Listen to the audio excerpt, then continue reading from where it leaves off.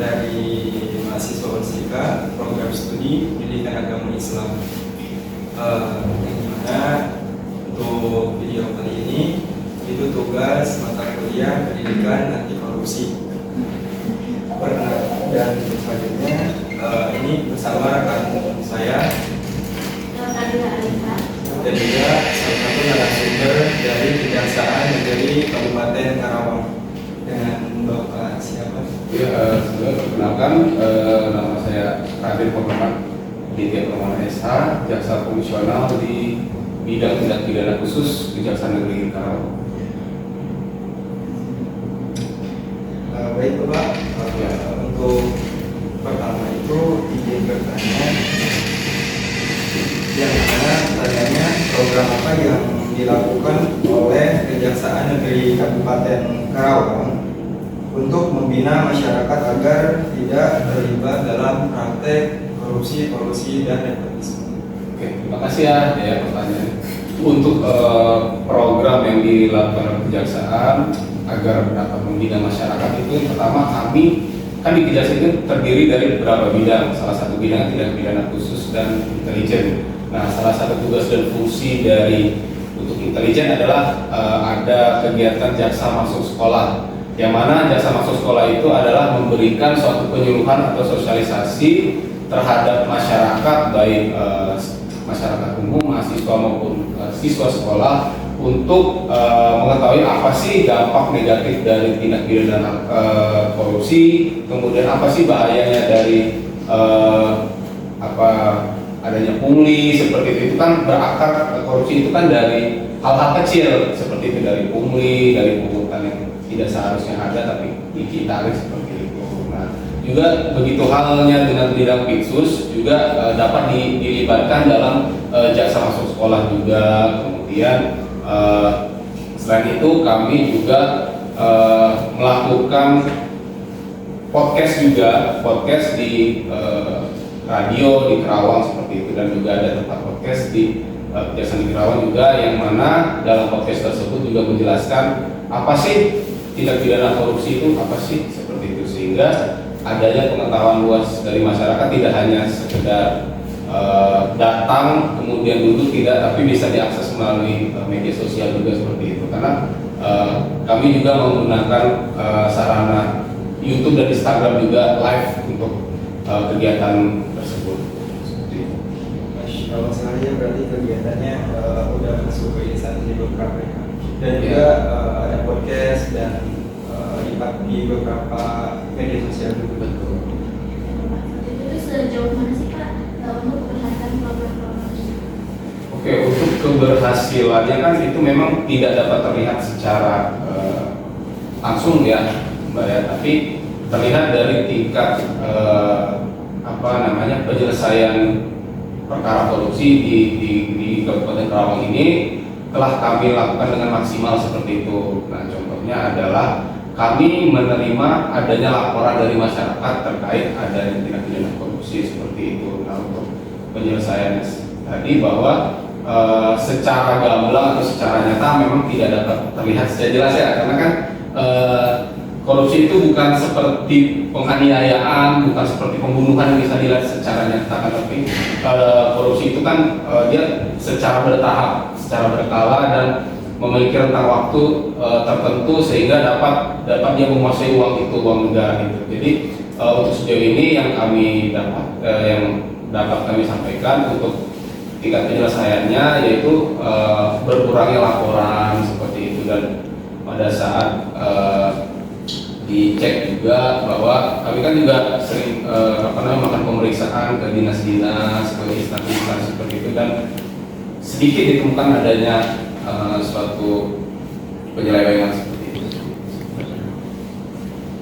Baik, untuk pertanyaan selanjutnya itu apa kendala yang dihadapi dalam program yang sedang berjalan?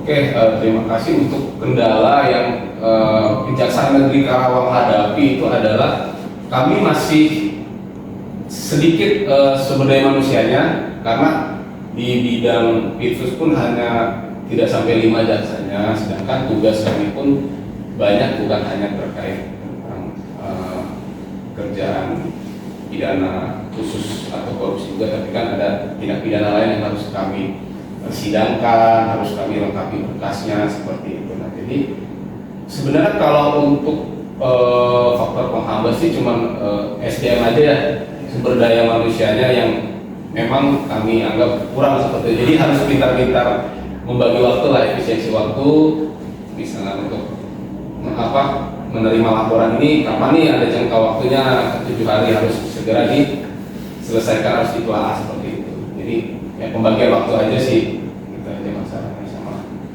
Kekurangan sumber daya manusia dari kejaksaan. Nah, untuk kejaksaan sendiri apakah ada peningkatan dari SDM tersebut? Maksudnya peningkatan? Penambahan dari pegawai. Oh, oke. Untuk penambahan sih sebenarnya kami dari internal itu, saya kan bidang Pivus ya.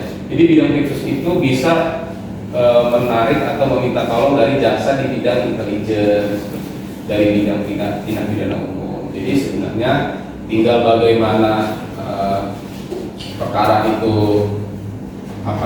ditangani seperti itu, dan dari pihak kejaksaan juga akan meminta bantuan untuk bidang lain, jasa lain seperti itu. Jadi ya sebenarnya tidak ada hambatan ya sebenarnya, cuma kan untuk khusus bidang itu kan bidang khusus korupsi, tapi karena memang keterbatasannya kami dari segi SDM juga meminta bantuan ke bidang lain, jasa bidang lain seperti itu. Dan sampai sekarang alhamdulillah tetap teratasi juga Alhamdulillah, berarti dengan adanya saling membantu dan kolaborasi antar bidang betul. Nah, sebenarnya apakah ada Pak upaya untuk menghadapi kendala tersebut? Kalau upaya menghadapi kendala itu yang sudah saya sampaikan tadi, upayanya yaitu kami dari pihak jaksa ya, khususnya di bidang tindak pidana khusus harus pandai-pandai membagi waktu lah, bagaimana sih kami menerima laporan dari masyarakat terkait ada tindak pidana korupsi, kemudian bagaimana kami harus sering-sering turun lapangan terkait misalnya di kantor desa A, apakah pengelolaan dana desa sesuai seperti itu. Jadi kami tidak hanya di kantor, tapi kami juga melakukan pengecekan lapangan seperti itu. Jadi ya cukup banyak ya tugas jaksa ya, gitu. Jadi bukan hanya tentang aduan saja, banyak juga dari kejaksaan harus yang mengecek ke lapangan. Bisa, iya, itu salah satu tugas fungsi dari bidang tindak pidana khusus untuk mengecek ini benar nggak ini anggaran sekian di tahun anggaran sekian benar nggak digunakan, ini mana pertanggung jawabannya, RAB-nya betul nggak, seperti itu sebenarnya sesuaian. Dan tadi Bapak di awal mengatakan kurangnya pelaporan ya Pak. Jadi menanya terkait itu sejauh mana keterlibatan masyarakat dalam laporan kasus dugaan korupsi dan bagaimana tindak. Oke, kalau pendapat saya ya, untuk sejauh mana keterlibatan masyarakat dalam pelaporan itu memang laporan yang kami terima itu tidak hanya terbatas dilaporkan oleh LSM saja, tapi seluruh masyarakat itu berperan aktif dalam proses penegakan hukum tindak pidana korupsi. Jadi misalkan nih adik-adik bisa menemukan ada keganjalan nih di suatu instansi atau dalam pengelolaan keuangannya seperti itu, ya bisa langsung lapor ke kami dengan menyertakan identitas seperti itu, ada di namanya MOU 3 instansi namanya ya, di Kejaksaan, Polisi, dan Kemendagri, bahwa setiap orang itu berhak untuk melaporkan dengan syarat-syarat tertentu, misalkan harus jelas apa yang dilaporkan, bukti dukungnya apa, identitas pelapor apa, seperti itu sih, cukup itu aja sih. Mungkin dari teman-teman atau yang nonton nih Pak, ada yang misalkan ada yang melapor, yang nggak tahu nanti untuk laporannya ke bagian apa? Oke, terima kasih. Kalau untuk laporan itu kami kan ada berjenjang. Pertama, kalau sebelum masuk bidang di kantor itu harus di PTSP dulu, kemudian ditanya kepentingan apa, dicatat, kemudian secara SOP nanti tidak boleh semua barang itu masuk ke bidang, nanti baru dipanggil dari PTSP ke bidang, seperti itu sih. Selanjutnya ada nggak sih Pak kira-kira nih nasihat untuk kami Pak? Oke, nasihat ya, Dea. Pesan-pesan Pak. Oke, pesan saya. Jadi gini, sebenarnya hidup ini mudah deh ya, maksudnya ketika kita mampu berbuat baik, berbuat sesuatu yang memang diperintahkan oleh Tuhan, ya, itu sebenarnya lancar aja hidup kita kan. Tapi ketika manusia itu jiwanya dikelilingi oleh rasa serakah, tamak seperti itu, ya, jadi kan manusia itu kan tidak lepas dari sifat lalai dan lupa, ya. Nah, jangan sampai sifat lalai dan lupa itu menjadi penjurusan kita lah untuk berbuat kejahatan seperti itu. Contoh misalkan kita sudah hidup standar aja udah cukup deh, gitu ya.